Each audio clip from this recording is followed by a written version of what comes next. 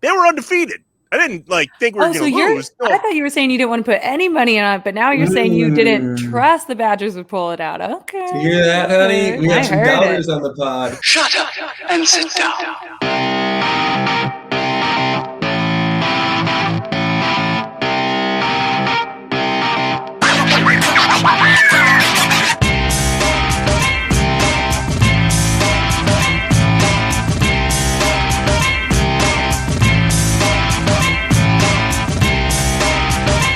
Inside Wisconsin is brought to you by Baycare Clinic, Cobblestone Creek, the University of Wisconsin-Platteville, and Mill Home Supper Club.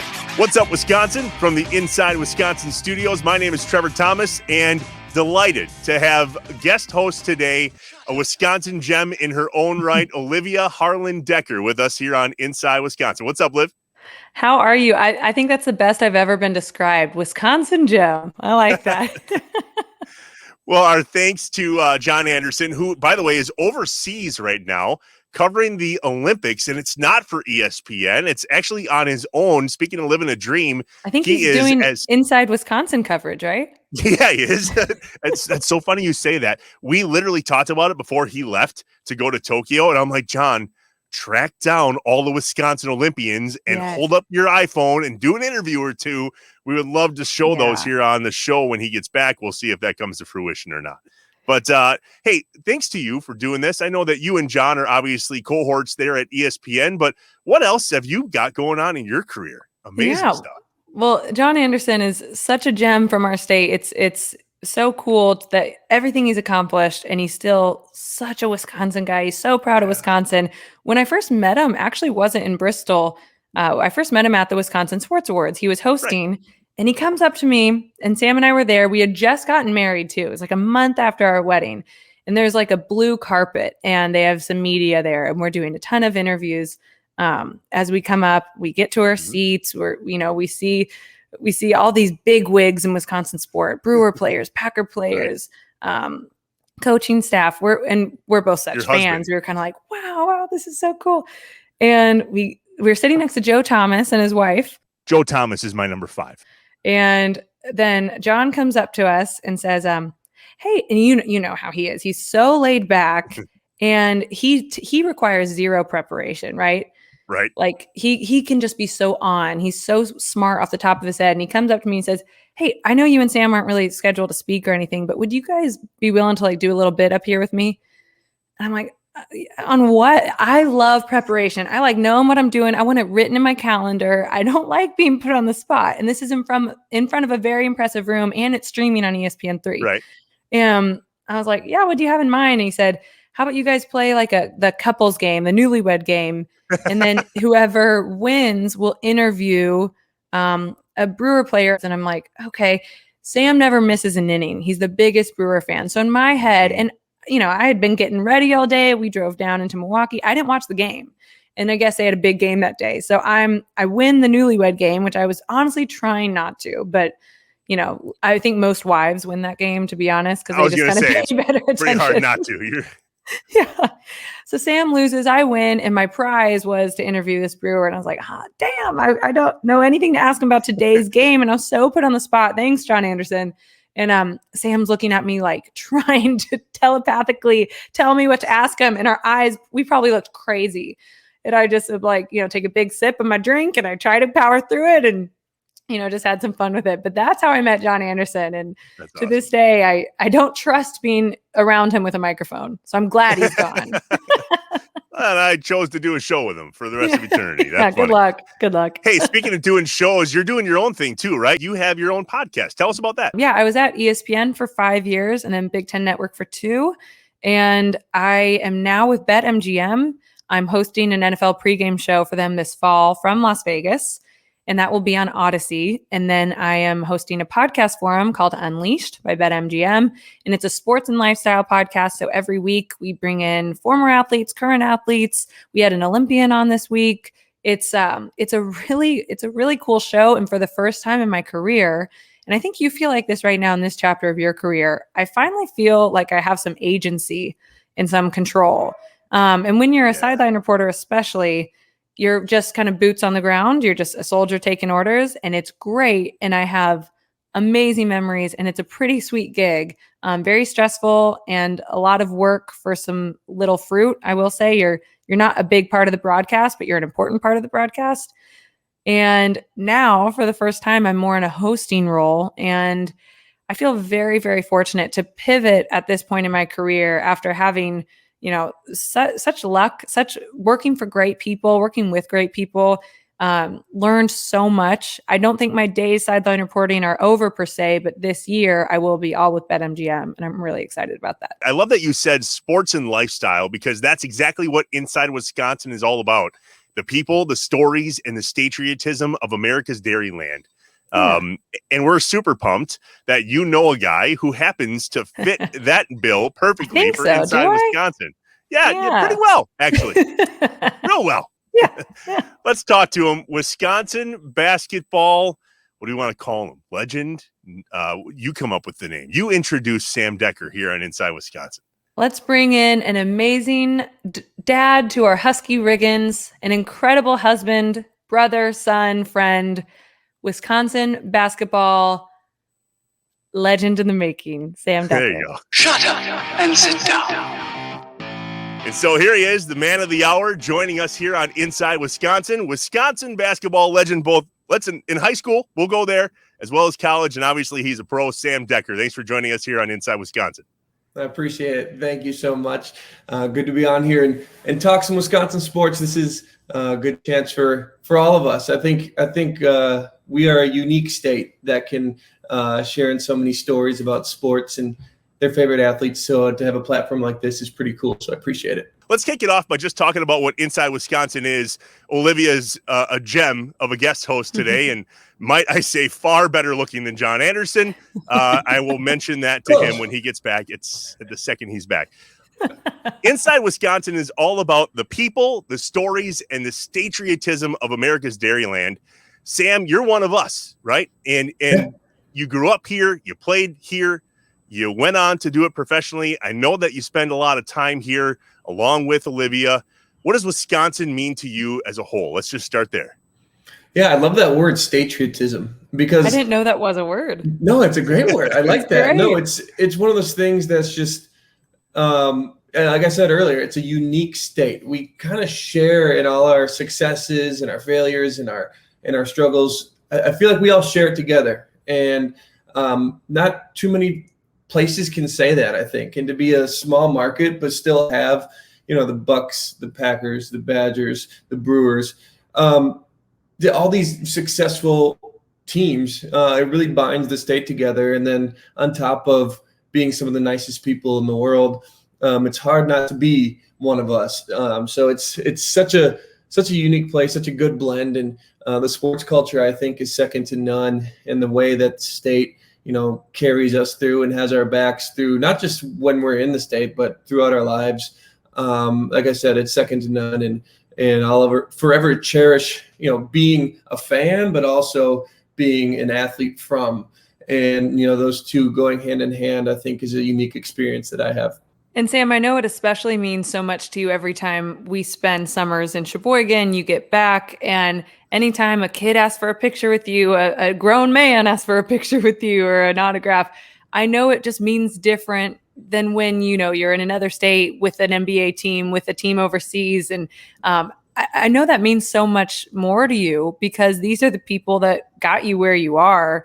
Like, what does that feel like even? Because no one's coming up to me asking for an autograph. So I always usually take the picture. So what does that feel like when we're in Sheboygan, especially where it's so special? No, it's cool because to know that people in places are proud of you feels really good. And I also know at some point the ball is going to stop bouncing, and to have people, even on your worst day, come up to you and say how much you and your teammates meant to them and how they, grew up watching us or went through long, cold winter nights watching our teams, and or they remind me about something, a game I had, whether I was a pro or in high school. It's super cool to see people reflecting on something I was able to do. And, sometimes you take it for granted, but now as I'm getting older, I'm realizing how much, how cool that is. And I also, to go on top of that, I can take a picture, say I'm in Texas or something, and I take a picture with someone when they mention like, oh, I'm from, I don't know, Stoughton, or hey, I'm from Green Bay, or I'm from La Crosse, then you're like, oh my gosh, and you start talking and about that, and just, I don't know, finding somebody from Wisconsin, from your home state, in a different place is really fun, and it's really cool. And it's a weird little fraternity that we have. We kind of nod our cap to each other, like, oh, you're from that part of the state. Like, we all, there's no beef, there's no rivalry. We just are one. And that's a pretty cool thing that we have. Trevor, I will tell you, we've been in Paris, we have been in Florida, we have been, I want to say in Russia, it happened a couple times. Sam is recognized all over the world as a Badger, which I think is pretty cool, because I don't know if this is true of all college players on great college teams, that they are forever identified with that team. I think it's something kind of unique about their run at Wisconsin. But, no one's ever like, oh, weren't you that Clipper? Weren't you that Rocket? No one says that. It's, oh, you were on those Badger teams with Frank Kaminsky. That's what they always say. So just kind of as your wife, as your, sidekick throughout all this, it's pretty cool to watch that, because I know it means almost more to you to be identified as a Badger.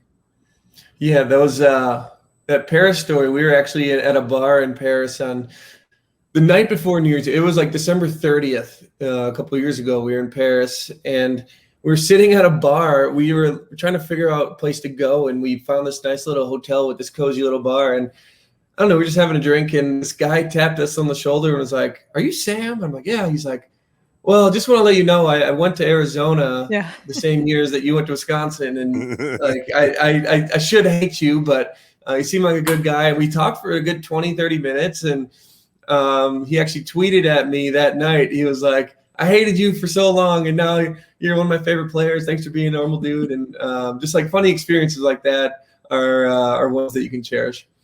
I love that we reference tiny bars. Like, that's a thing that we only appreciate, right? Townie bar. Let's go find a townie bar. And so let's go there real quick, back to kind of where you two began. Yeah. That was your first date, which is so Wisconsin. And there's more of those stories that we're going to talk about today. But how did you guys meet real quick? And how did this all come about? And I know that there is a dive bar as a part of this story. Yeah, it's only appropriate that there is. It's actually kind of a simple story. And we were just talking about this the other day. We feel like we missed the dating app trend by like a matter of months. We were both recently single, and a mutual friend said, "You guys would be perfect. You have so much in common. You have really nice families, and you love the Packers." And I said, Anna is the friend. She ended up being a bridesmaid in our wedding. I said, "You just described the whole state of Wisconsin. Everyone's got a nice family and loves the Packers. That does not narrow it down in our pool."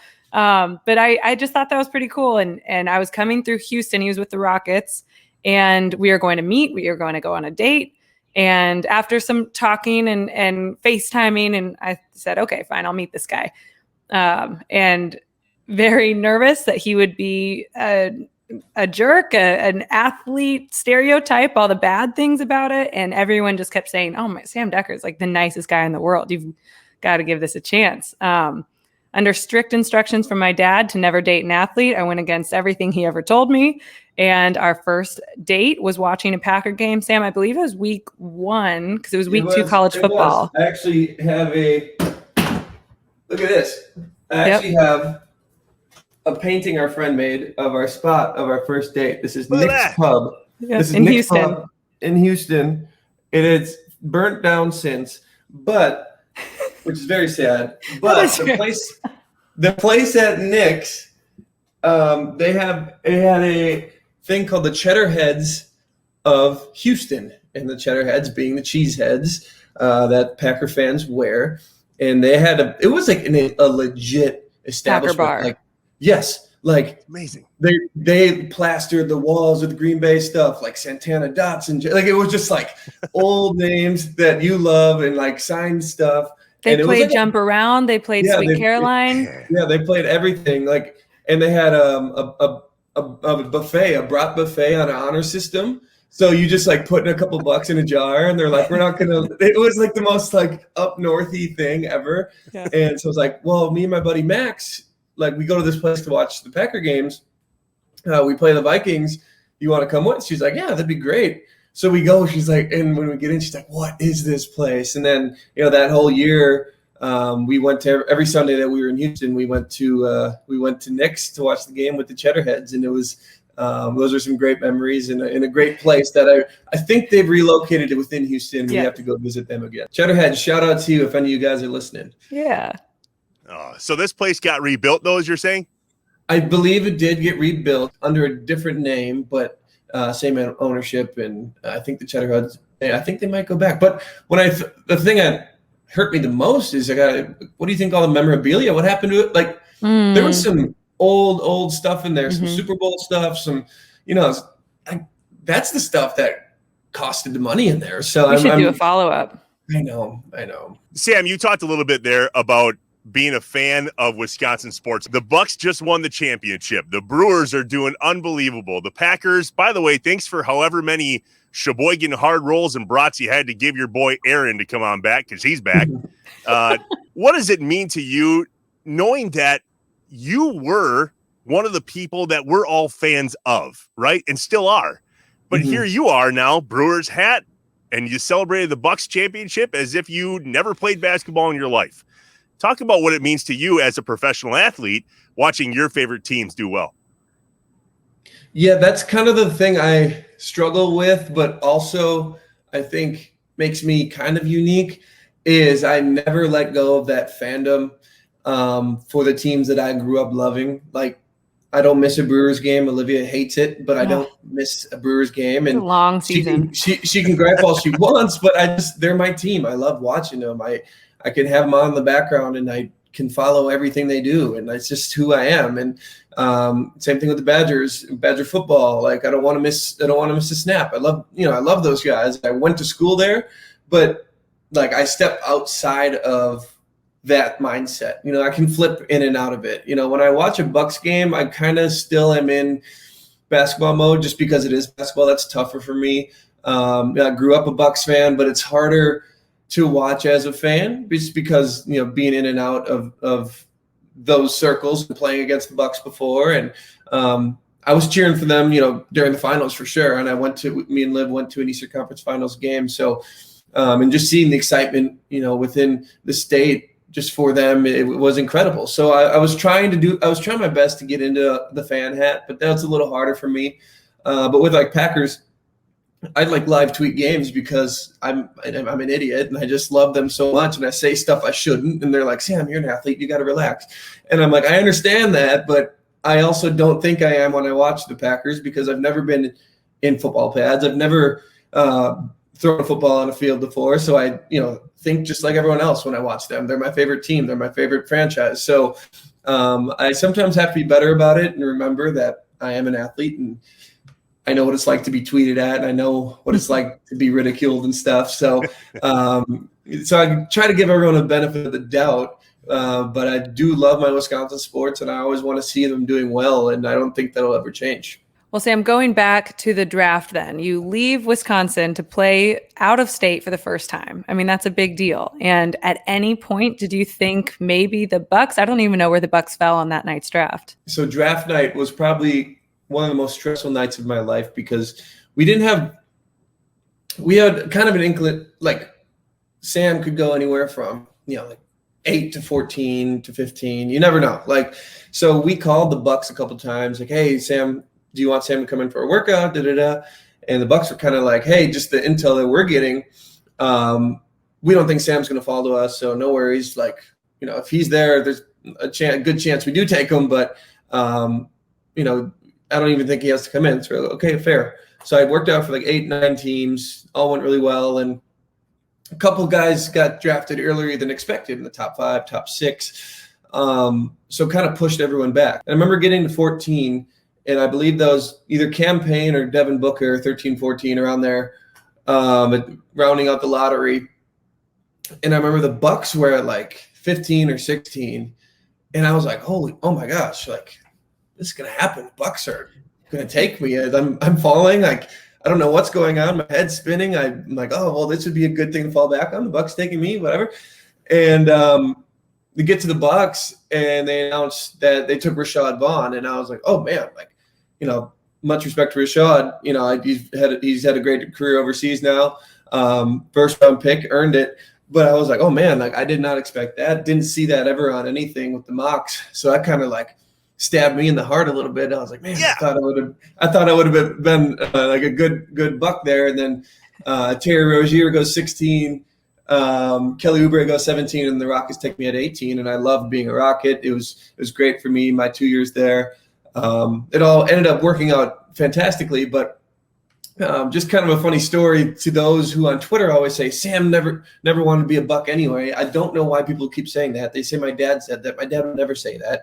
Oh my gosh. No. I think he was saying, they asked him about something. He's like, yeah, if he is a Buck, that's great, but it's also great for him to get out and see the world. So wherever he goes, we'll be happy for him. And then they took that as, Todd Dekker hates the Bucks, and that's not true. And if I were a Buck, that would have been awesome. So you have no control on draft night of what happens.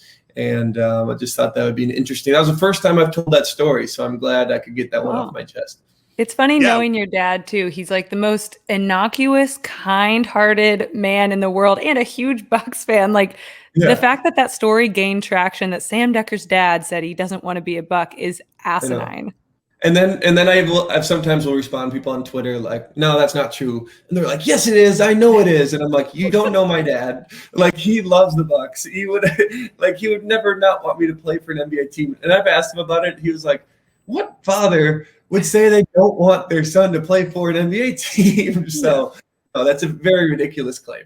Especially here at home, right? And there was a scenario during your NBA career, which we're going to talk about because I know you've been having a couple workouts here. We want to hear how that's going.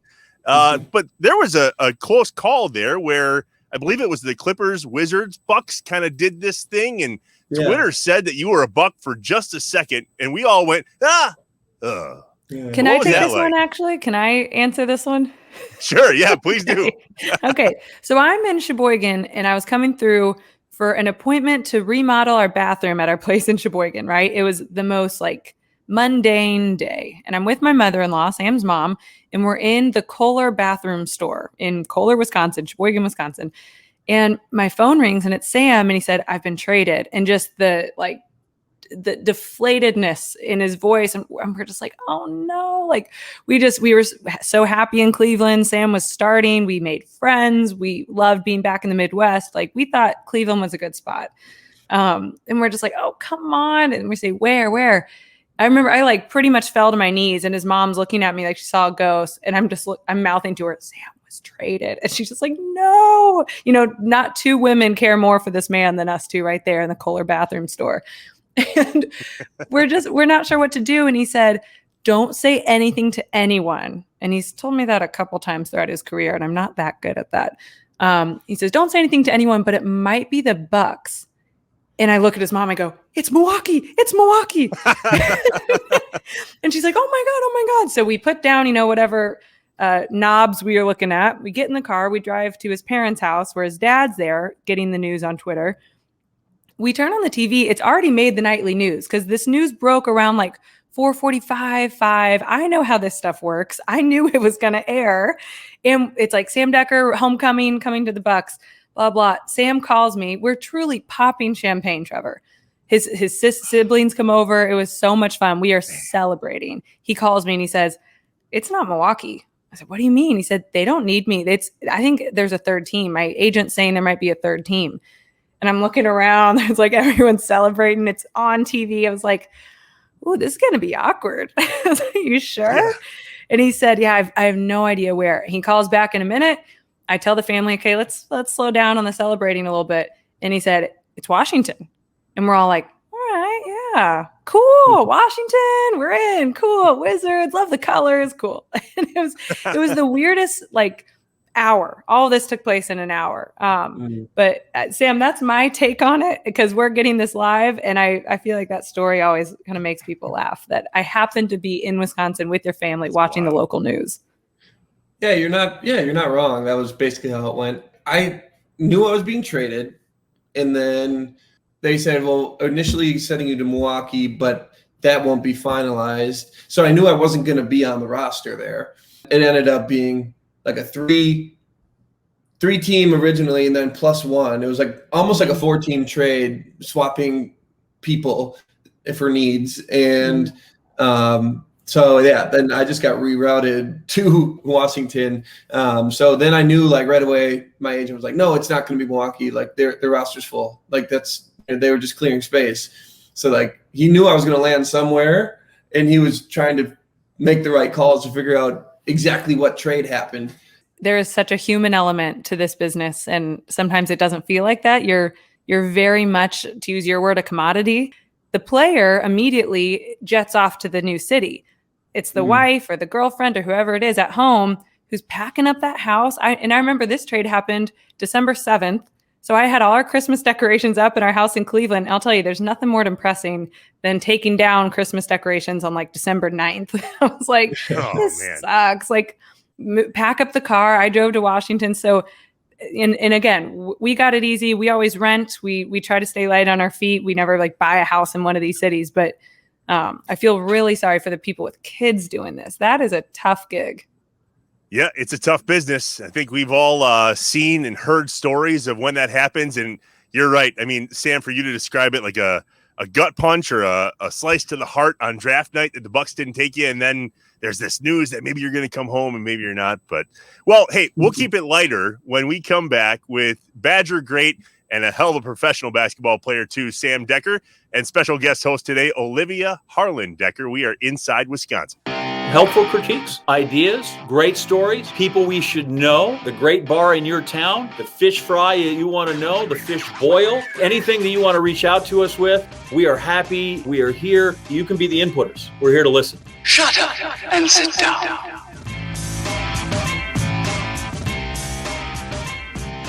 We are back inside Wisconsin. It is top 5 list time. I gave Olivia a little bit of a heads up. She'll tell a story about growing up here in Door County. I mean, you are a Wisconsin kid, even though Kansas is home, right? When you guys were down there, your dad's with Kansas City and so on. I'm curious, what are your top 5 Wisconsin fan sports moments? Okay, I try to make these not all Packers, but I will just say, even when we would be in Kansas City in the fall, we would fly up for most home games. And to this day, I rarely miss a home Packer game. We're diehard fans, but the coolest Packer game I've been at had to have been the 2011 Super Bowl 31-25 victory over the Steelers. It was in Dallas. It was the first Super Bowl played in Jerry World. It was just brand new and the talk of the NFL. And we watched it. My grandfather had just retired. So the tough part was that if the Packers were to win, it wouldn't be him receiving the trophy, although he did get to do that in the 96 season, of course. But he got to be still very much involved and was on the field. But our family was so invested. He had very much put this team together. So, to all of us, it was still his Super Bowl victory. That's cool. And we're in the suite and I'm sitting next to Bart Starr. In fact, my sister dropped an earring and Mark Murphy's mom was the only one who had an angle to get it. So we were in really good company. And it was one of the best moments, like as in my family's life, is celebrating that win together. And then also in a sports fan life. That's really got to be my top. My second, is 2018 Packers versus San Francisco. Packers win by 3. The reason this game matters to me is I was the sideline reporter for the national radio broadcast for Westwood One with my dad. It was the first father-daughter duo to ever call an NFL game. And of course, it took place at Lambeau Field, which is like our cathedral.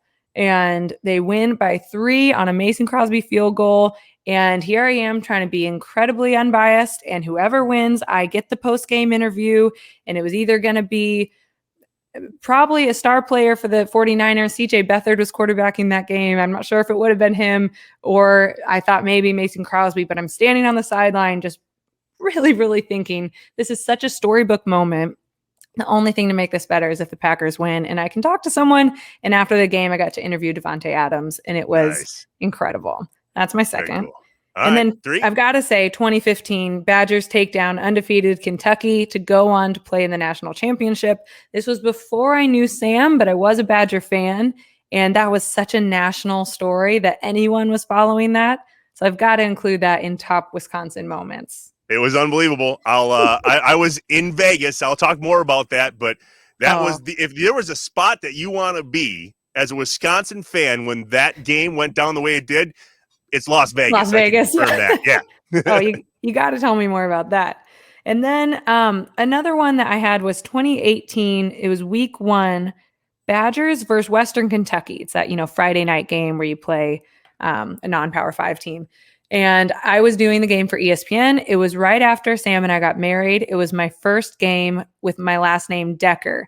And that was before I was doing Olivia Harlan Dekker, which I can talk more about that later too. That was just kind of a concession. I just was tired of explaining so I kept 3 names. But it was my first game as Olivia Dekker on ESPN, the Friday night game, standalone game, huge game. And Sam was able to go with me. He was with the Cavaliers at the time, and he didn't have to report to Cleveland quite yet. So he was able to go to this game with me. It could have been at BYU and he would have gone with me, but it happened to be in Madison. So it was so special when I got that assignment list and I was like, oh my God, again, a lot had to converge for this situation to happen. And they wanted to intro Sam on the field before, and he gave a big wave to Camp Randall crowd. And it was just a moment I'll never forget. And then, of course, my ESPN crew was saying, let's really milk this. Let's have some fun with it. And it was a blowout game, as you can imagine. So yeah, that was a really special night. And then for my 5th and final, I've got to say Brett Favre's Packer Hall of Fame induction. I don't know if it's not a game, but that was really, really special to me and my family and my grandparents, because to actually execute this happening with the timing of his Pro Football Hall of Fame induction, which it was a lot of back and forth, a lot of rigmarole.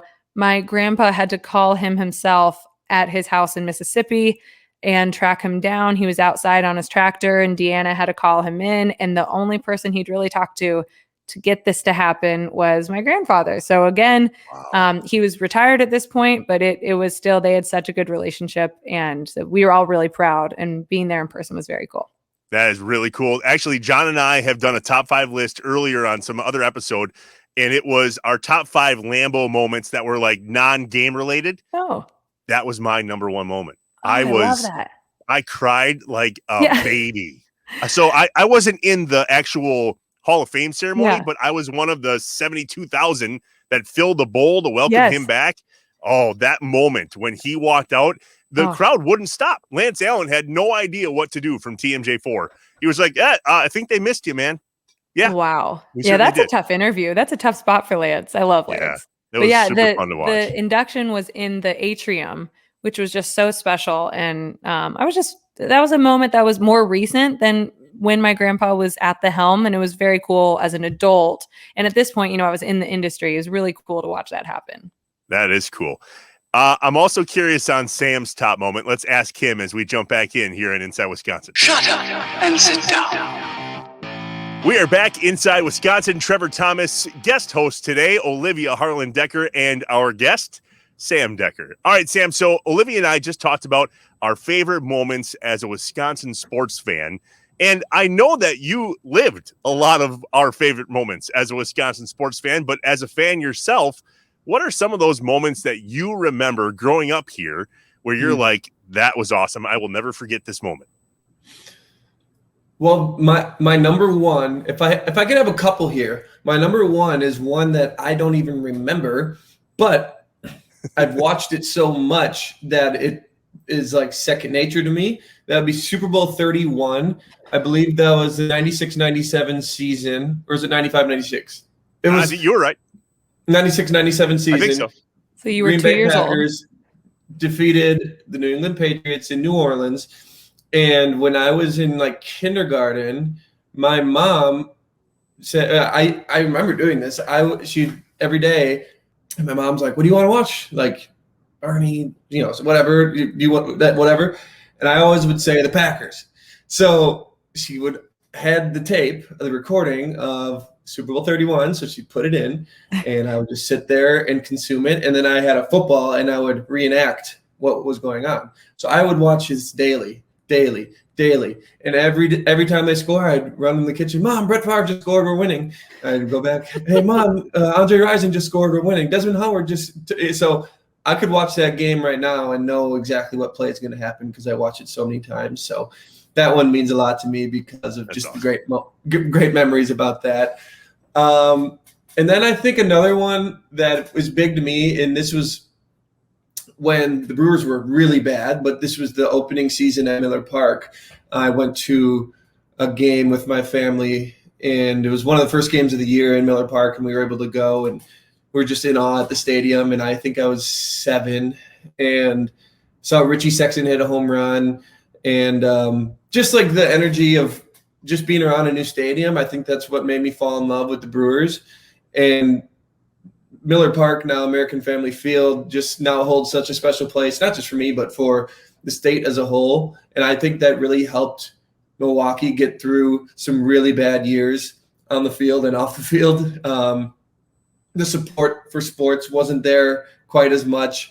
And, being able to get people in the stadium every night, whether rain or shine, and having that roof has really, I think, been a part of the turnaround for the Brewers, and now a very successful team in the division and a team that is respected across the MLB now. So those are a couple memories from my childhood that I'll always remember. And I just have so many because, watching so many sports growing up, watching Ron Dane and Ray Allen and Gary Payton and Big Dog, like those are the memories I remember when I'm as a fan. So to keep it short, I'll just use those two as small memories to me, but they mean a lot, and they'll always be big in my heart. I love that. It took 11 episodes of Inside Wisconsin to get Richie Sexson and the Big Dog name dropped by somebody. And here it is, Sam Dekker. I love that. So I love that because you grew up here. I mean, those are the memories that we have. Mm-hmm. And I clearly have memories of being a fan and watching you play in the Final Four against Kentucky. And I was in Las Vegas when the Badgers beat Kentucky in the Final Four to go to the championship. It was unbelievable. I was there for a buddy's bachelor party. I'll name drop for a second a Packer quarterback, Brian Braum. Remember him? Yeah. Good friend of mine. I was out there for his bachelor party.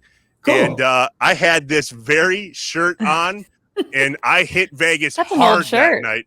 There you go. Little tight right now, Olivia, not gonna lie.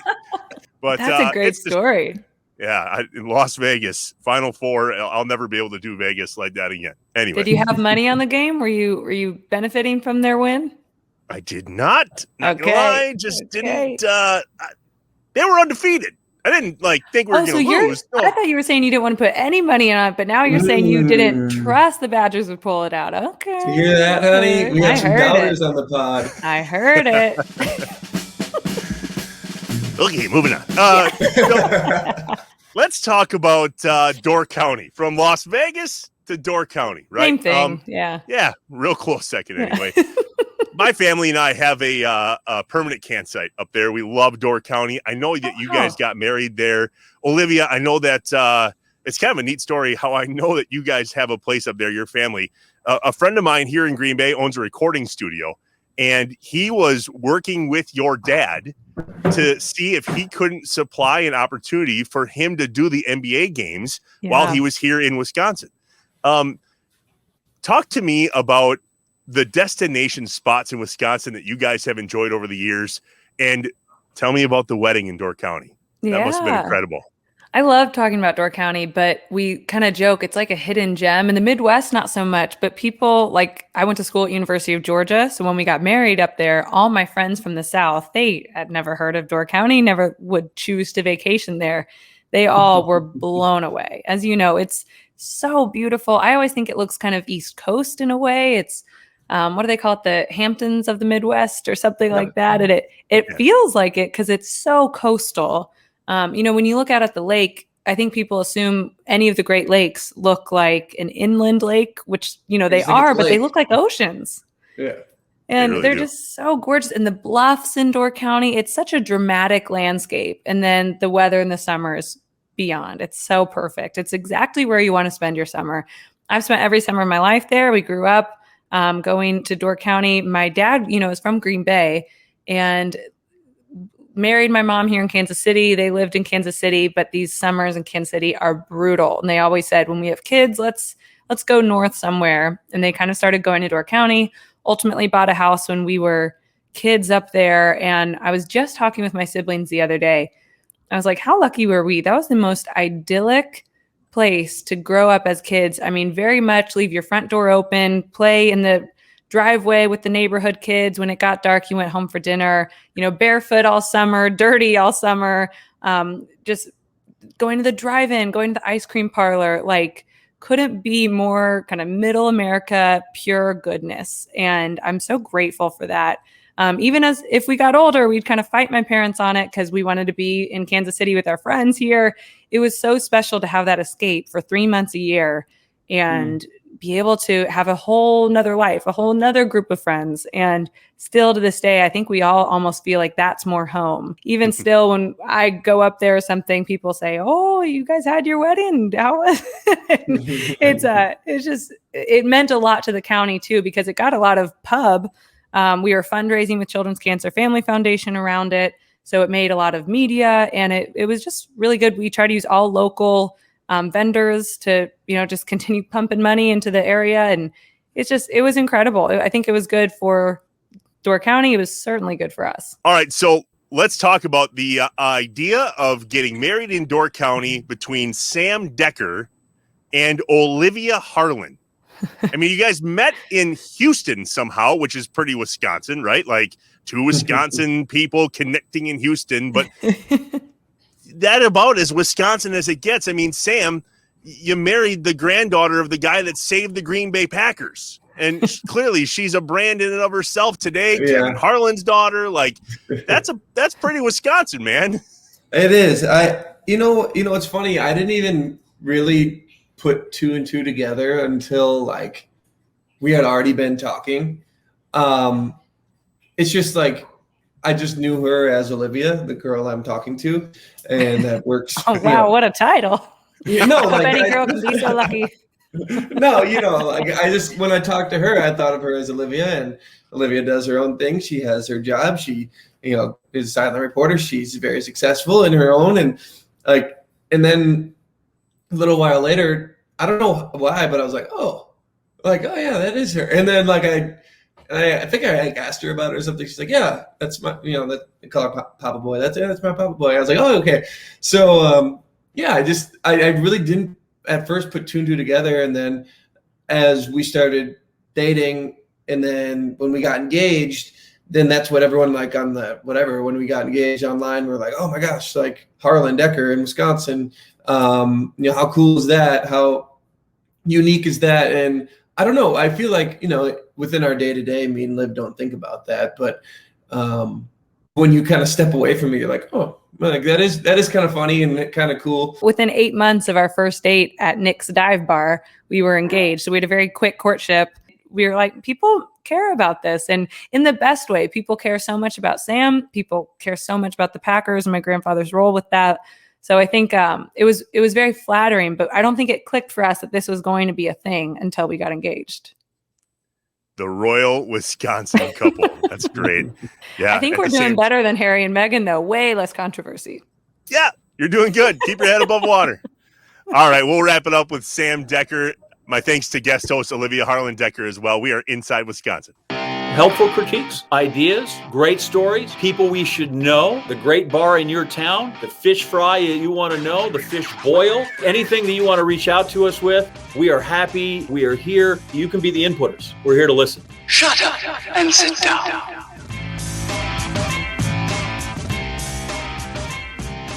All right, we are back. Lightning round edition with Sam Dekker and guest host Olivia Harlan Dekker. You're making some rounds again. I caught wind through my co-host over there that you've been doing some workouts in the NBA. What's going on? It's been a whirlwind. I mean, the past 2 years playing in Russia and Turkey, it's exciting. I would think we're really optimistic where we're at.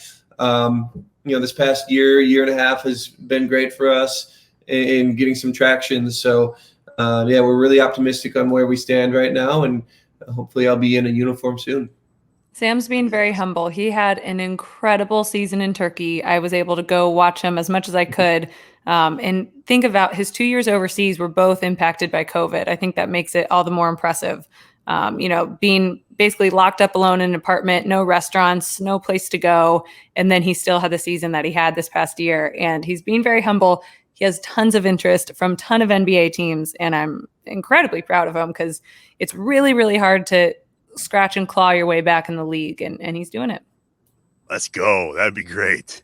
You're not going to tip us off, are you? No. Can't do that. I always tell people that we do not exist to break any news. All we want to do is talk about inside Wisconsin stuff. No, I'm not going to hold you back from breaking news. No, we don't even have anything. I said, well, right now we're just optimistic.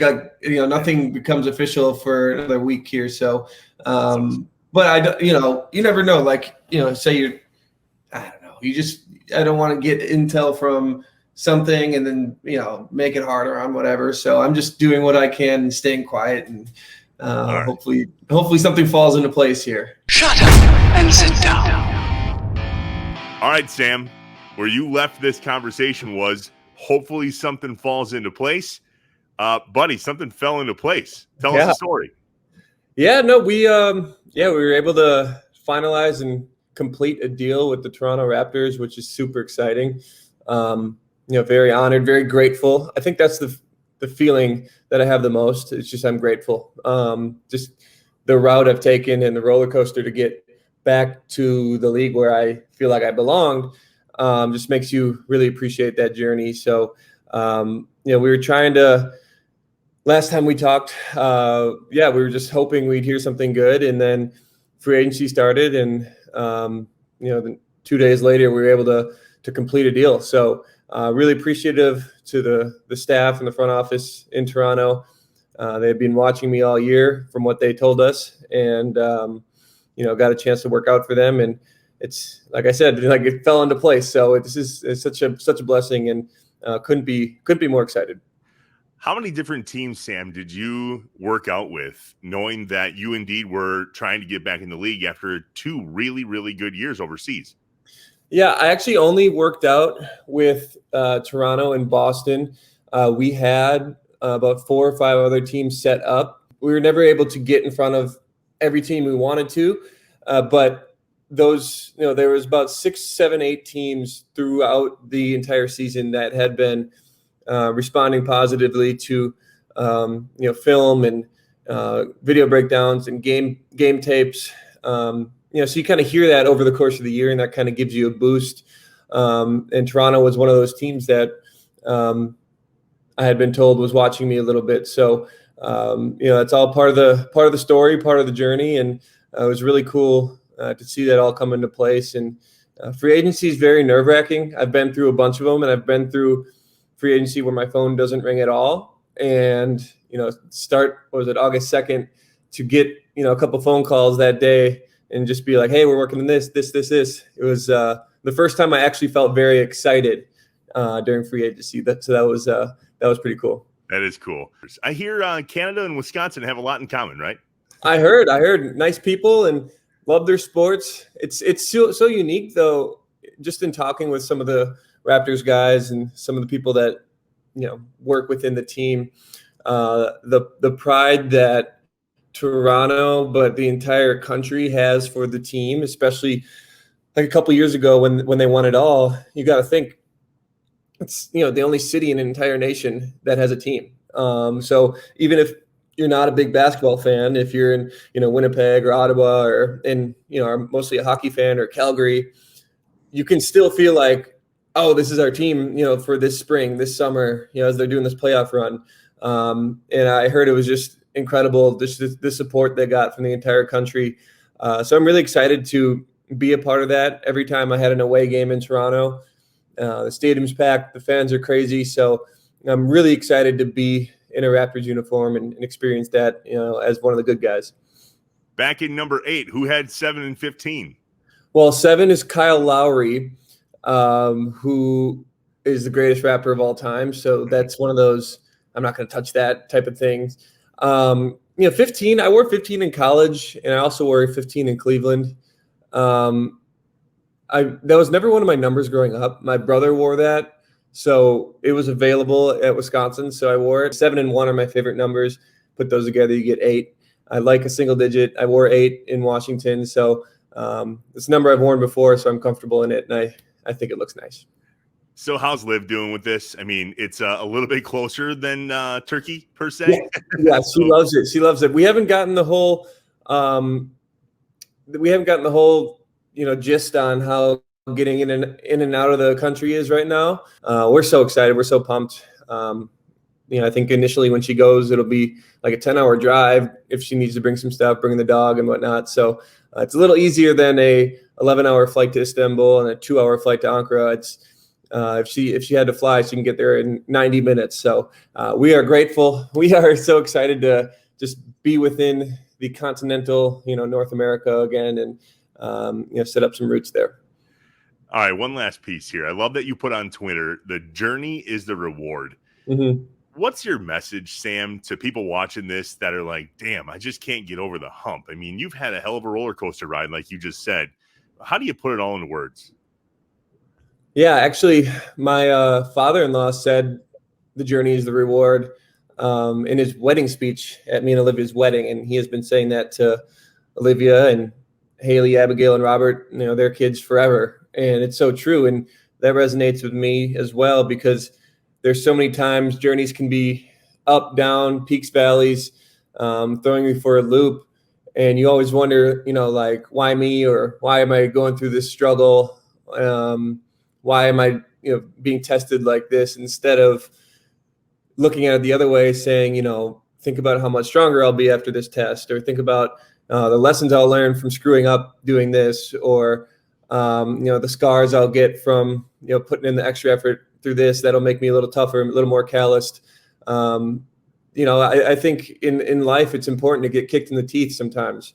You got to be able to be uncomfortable and still live your life the way that you want to. And I think I needed to learn that. I got a little too comfortable, I think, in past years, and going overseas, going through the trades, going through injuries has really kicked me in the teeth. And it's taught me to stand back up and, learn new ways to fine tune things, work through things, and approach it with a perspective of, okay, just let's do this, instead of questioning it. And that's, I think, half the battle right there. And I'm so thankful that, I have a support system that can push me through those times, because it's not always just me going through it. It's Liv, it's my family, it's my friends. And when you have close people like that helping you and lifting you up, it makes that job, so much more rewarding. And when you come out on the other side, I'm nowhere near all the way through the other side. I have a lot of work to do, but it just makes the little victories so much sweeter. I'm sorry if that's long-winded, but that's kind of where my mindset is at. And, the journey is the reward. And instead of always reaching for something, take many victories in each little moment. Shut up and sit down.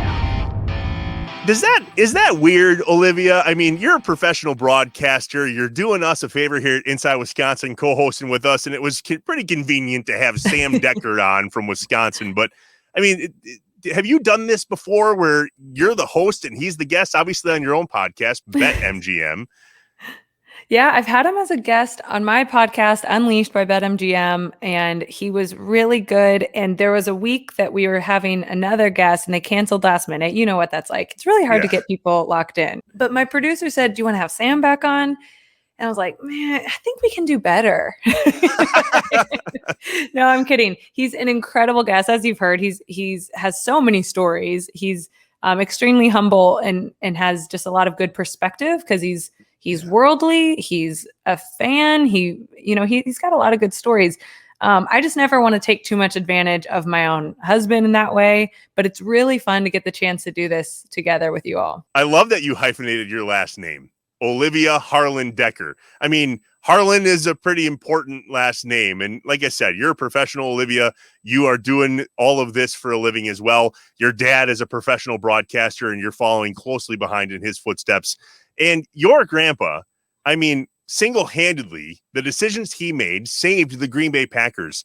I can only imagine that you have some fun stories of running around and being at Lambeau Field as a little girl growing up in Door County here in Wisconsin. Tell us about that.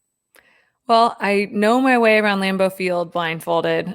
Truly, the kind of underbelly of it that didn't change as much with the renovation. I remember like it was yesterday. And it's funny still, like the weight room and stuff, when I've been through it recently, I've seen college weight rooms that are much more impressive. There's still such a kind of small town grit and grind feel to it, which I love. And I think Packers love. And, they've got the barbershop, they've got all this stuff that still makes it very updated and NFL friendly, but there's still something that's approachable is a nice word to it. The outside of it, I think, is what makes it so unique and looks so beautiful, especially on like one of those Sunday night games, Monday night games with the lights. It just looks gorgeous. And my grandfather would sit in his car in the parking lot and truly just watch the construction. He had a say in every stitch on the seats, on everything with the suites, on every brick, on every color of paint. This was his baby.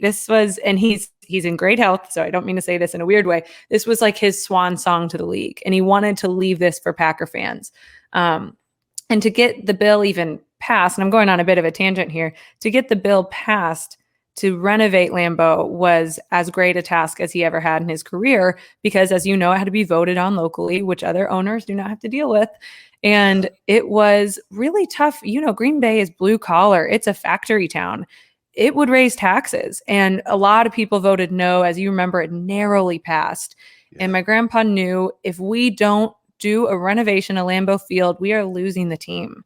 And we can't compete with the Jerry world. And it was really hard. And he had to make so many trips to Madison and meet with state legislature to pass this. And he went door to door, Trevor, to get people to vote yes. And my grandmother recalls it was a really tough couple of years on them, because they'd be sitting at a diner having breakfast and people would come up to their table and say, "What the hell are you doing, Bob Harlan? We can't afford these taxes. You leave our team alone, blah, blah, blah." I mean, yelled at in public. And then he says the plus side of that, he just knew this was going to bring so much money back into the state, back into Green Bay, that they could have a lot of jobs hired to even do the project. He knew politically it was going to be tough, but worth it. He knew economically it'd be tough, but worth it. But he knew if Green Bay, the majority of this town has the Green Bay Packers, what do you do when it leaves? And it could have left. I mean, he moved all the home games to Green Bay, all this. He brought in Brett Favre. He brought in Mike Holmgren. He brought in Mike McCarthy. He brought in Wolf. So he did so much to keep the franchise moving in a positive direction. And his fingerprints are all over the franchise. They're literally all over the stadium. And you can tell I could talk about this topic forever. I'm so proud of him. People have handwritten him. I voted no, and I'm so glad enough people voted yes, because this has changed our county. This has changed our state, everything. And it's just truly incredible. Another thing about my grandpa, his whole career, he never had a secretary. He answered his own phone, and he had a typewriter. I'm not kidding. And the man retired in 2010. So up to 2010, he had a typewriter and answered his own phone. He very incredible. Much embodied what the Packers are of, we don't have an owner who sits in some fancy, building somewhere. Like, I'm here. I'm in the stadium day in, day out. He still has an office in the stadium. He still works closely with Mark Murphy. He still is asked opinions frequently. Wow. And I don't think anyone's ever going to kick him out of that place. I don't think they're ever going to turn his office over, but his presence there is still very much alive and well. Well, please, on behalf of the entire state of Wisconsin, pass our gratitude on to your grandpa. And if we could ever have him here on Inside Wisconsin to talk about some of those stories, I promise to kick John Anderson to the curb on that episode, and you can be the co-host on that one as well. Yeah, it's good. He's been great to us. But the tough thing, I don't even know if he could log on to do this interview. I don't know if his typewriter has Wi-Fi. We'll make it work. If he's still here in the area, I will drive a laptop over to his house, set it up, come back, and do all that. No, that's cool. Well, hey, thanks for doing this, Olivia. It was an absolute pleasure having you on. I know that John somehow convinced you to do it with us here on Inside Wisconsin, and we can't wait to have you back. Thanks a lot. Well, I'm glad I got to meet you. And yes, I would do anything John Anderson asked. He is quite the treasure to come out of our state. And we first met him at the Wisconsin Sports Awards, and he's always been really good to Sam and me. So, of course, I would do it for him. But now I'll do anything for you too, Trevor. You're awesome. Oh, thanks. Well, hopefully we get to meet sometime soon. Yeah. All right. On behalf of Sam Dekker, who had to go walk the dog, and Olivia Harlan Dekker, until next time, my name is Trevor Thomas, as you were, Wisconsin. Inside Wisconsin is brought to you by Baycare Clinic, Cobblestone Creek, the University of Wisconsin Platteville, and Mill Home Supper Club. Shut up and sit down.